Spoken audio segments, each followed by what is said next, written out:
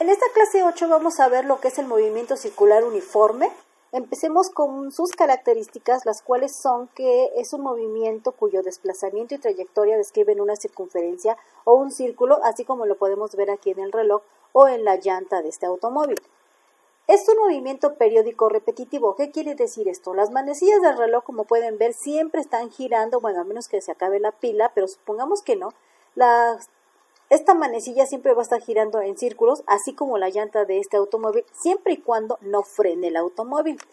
La aceleración es constante igual a 0. Si esta aceleración no fuera 0, entonces este movimiento describiría una especie como de curvitas. Ahora bien, las magnitudes de la trayectoria se miden en metros, kilómetros, pies, yardas, centímetros, etc. Y se está trabajando en la orilla o en el perímetro del círculo. Ahora bien, si las magnitudes o la trayectoria se miden en radianes o grados, esto es cuando medimos la trayectoria angular, es decir, la abertura que me generarían las manecillas del reloj.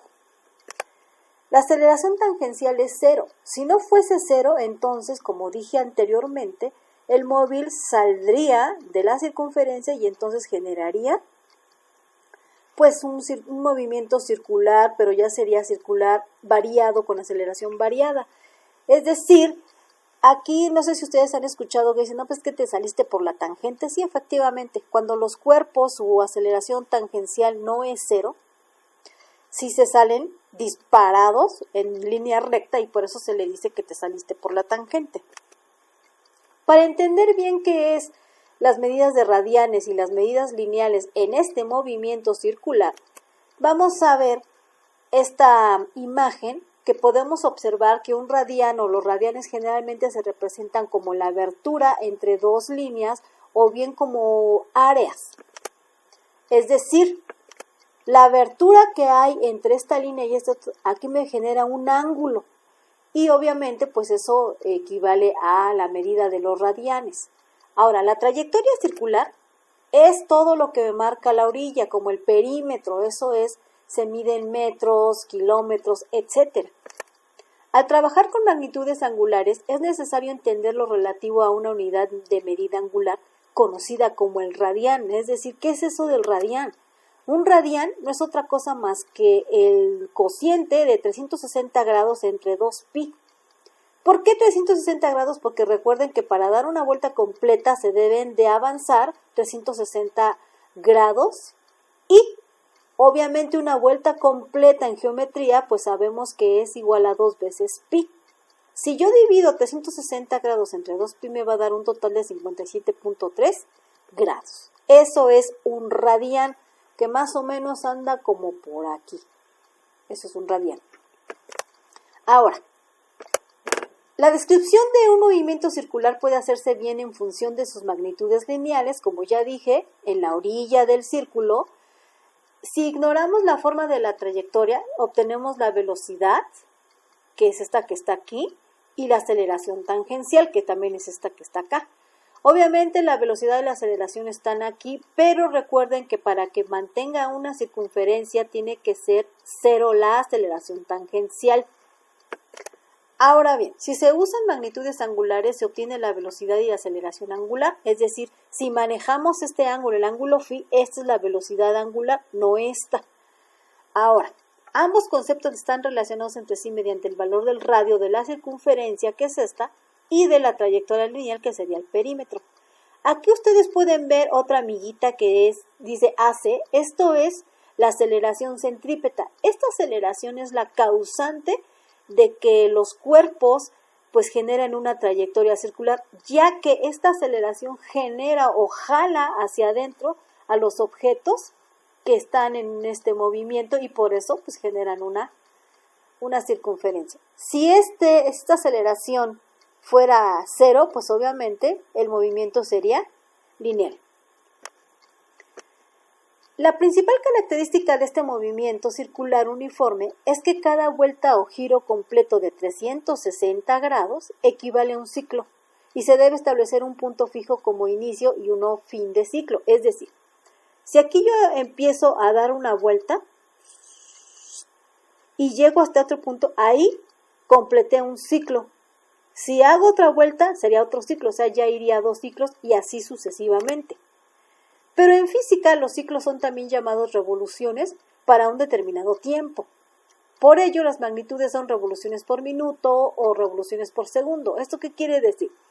Que si esta partícula se moviese 30 veces en un segundo, significa que entonces dio 30 revoluciones por segundo. O sea, que dio 30 giros en un segundo o 30 vueltas. O bien, si me dicen, por ejemplo, iba a 300 revoluciones por minuto, significa que ese objeto dio 300 vueltas completas en un minuto. Eso es lo que significa. Por lo tanto, ciclos, revoluciones y periodos están muy pues vinculados, o casi se podría decir que son lo mismo. El periodo tiene un movimiento circular. Es el tiempo que tarda una partícula o un cuerpo en realizar una vuelta completa, revolución o ciclo. Aquí también, lo que es periodo, revolución y ciclo son equivalentes, significan lo mismo. Si me dicen, no, pues que es que dio 3 periodos en un segundo, significa que dio 3 vueltas en un segundo. Si me dicen, dio 3 revoluciones por segundo, entonces significa que dio 3 vueltas en un segundo. Y si me dicen, completó 3 ciclos en un segundo, significa que dio 3 vueltas en un segundo. Continuemos. Las ecuaciones de este movimiento es de que tenemos la velocidad angular, recuerden que es todo aquello que se mide, es decir, la abertura que va haciendo las manecillas, o en este caso los vectores, y se representa con la letra griega omega, que sería omega y una línea recta arriba porque me dice que es un vector, que es igual al ángulo de abertura entre el tiempo. Aquí esta es la letra griega phi, que se representan los ángulos generalmente con este movimiento. Pero esta velocidad angular también se puede representar mediante 2 veces pi por la frecuencia. Ahora bien, si yo tengo la velocidad lineal, es decir, quiero saber cuál es la velocidad con la que recorre la trayectoria, o sea, lo afuera, es decir, el perímetro, significaría que entonces tendría yo 2pi por radio entre tau, donde tau vendría siendo el periodo. El periodo se mide con la letra griega tau, que es esta. Y esto va a ser igual a 2pi por la frecuencia entre el radio. Ahora bien, la aceleración centrípeta, como ya dijimos, que es la responsable de este movimiento, tenemos que es igual a la velocidad lineal al cuadrado entre el radio. Tenemos el periodo, que es con la letra griega tau, nada más que aquí está en mayúscula. Entonces sería que es 2pi por el radio entre la velocidad lineal. La frecuencia viene dada como 1 entre el periodo, es decir, la frecuencia y el periodo siempre son inversos entre sí y tienen mucha relación. Aquí el desplazamiento angular, se podría decir, viene dado mediante la velocidad angular por el tiempo y se representa con la griega teta mayúscula. Y el desplazamiento angular también viene dado mediante el desplazamiento lineal, que es el perímetro, entre el radio. Ahora bien, vamos a pasar a ver qué significan estas letras. Es decir, radio, R es igual al radio de la circunferencia, phi es el ángulo, T es el tiempo, tau es el periodo. Ojo, aquí periodo y tiempo son lo mismo. Nada más que pues se dice que es periodo porque ya dijimos que un periodo pues, es una vuelta completa.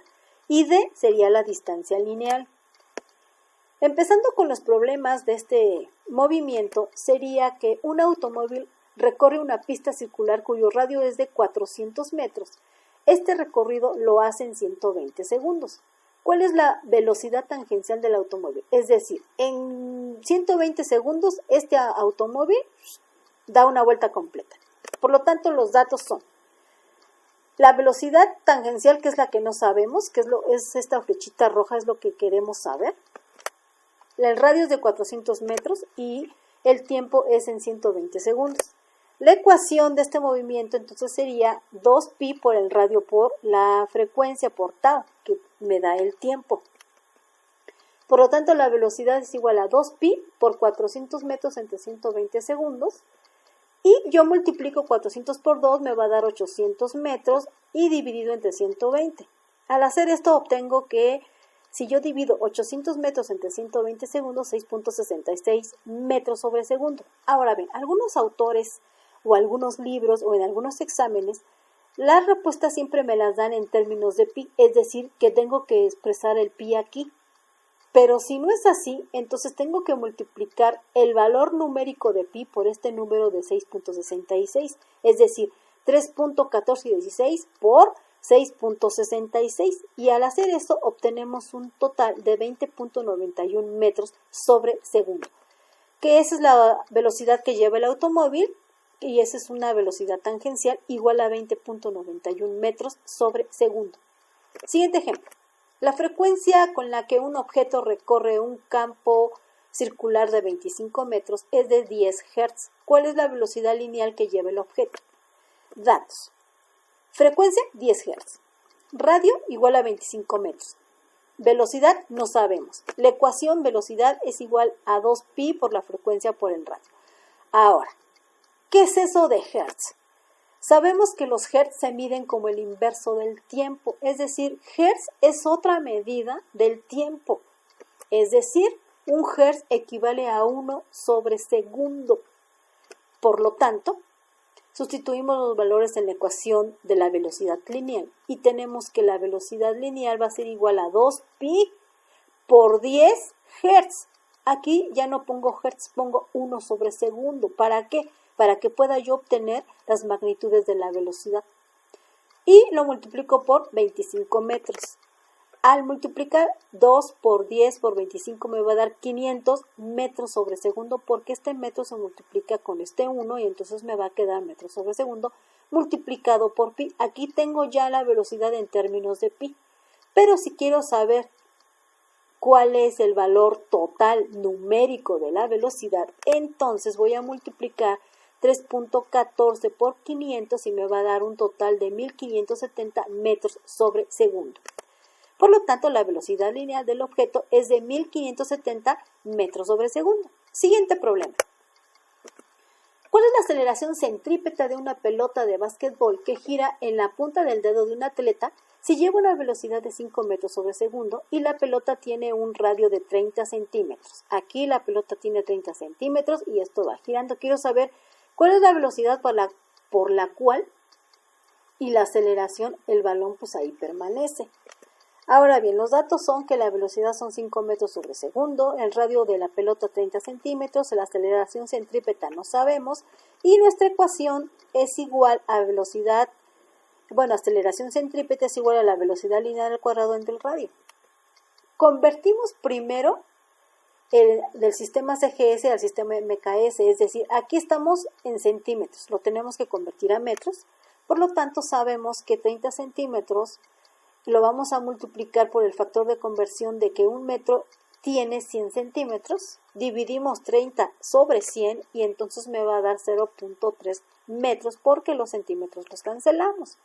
Ahora bien, sustituyendo estos valores en la ecuación tenemos la velocidad, que sería 5 metros sobre segundo al cuadrado entre 0.3 metros, que fue el radio, y elevamos al cuadrado el 5, que sería 25 metros cuadrados segundo cuadrado, dividido entre 0.3 metros. Se cancela un metro de abajo con uno de arriba y entonces vamos a obtener un total al dividir 25 entre 0.3 de 83.3 metros segundo cuadrado. Recuerden que la aceleración siempre tiene el tiempo elevado al cuadrado.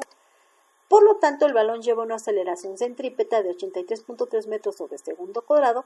Como la aceleración centrípeta es hacia adentro del balón, como ya dijimos, permanecerá en equilibrio hasta que la velocidad disminuya. Siguiente problema, dice, ¿cuál es la aceleración centrípeta de una cubeta con agua en su interior que un niño gira?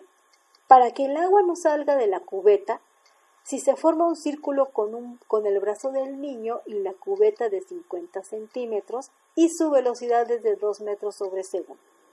Ahora bien, los datos es que la aceleración no sabemos, el radio que forma entre el brazo del niño y la cubeta hasta el fondo de la cubeta son 50 centímetros y la velocidad es 3 metros sobre segundo y la ecuación es la aceleración centrípeta nuevamente. Primero convertimos los metros del radio a Es decir, convertimos de centímetros a metros, multiplicamos por este factor de conversión y nos va a quedar un total de 0.5 metros. Ahora bien, sustituimos estos valores en la ecuación de la aceleración centrípeta, que es esta que tenemos aquí, velocidad lineal al cuadrado sobre el radio, y entonces tenemos que es 2 metros sobre segundo cuadrado entre 0.5 metros. Esto me va a dar un total de 4 metros cuadrados segundo cuadrados entre 0.5 metros. Y si yo divido 4 entre 0.5 me va a dar 8 metros cuadrados segundo cuadrado por metro. Cancelo un metro debajo con uno de arriba y me va a quedar que esto es igual a 8 metros sobre segundo cuadrado. Por lo tanto, la aceleración centrípeta, es decir, el empuje que siente el agua sobre el fondo de la cubeta es de 8 metros sobre segundo cuadrado, que es muy alto y por eso pues el agua no se sale de la cubeta porque siente el empuje hacia adentro. Muy bien, pues estos serían algunos problemas representativos de este movimiento y seguiremos con este estudio en otro video más. Hasta luego.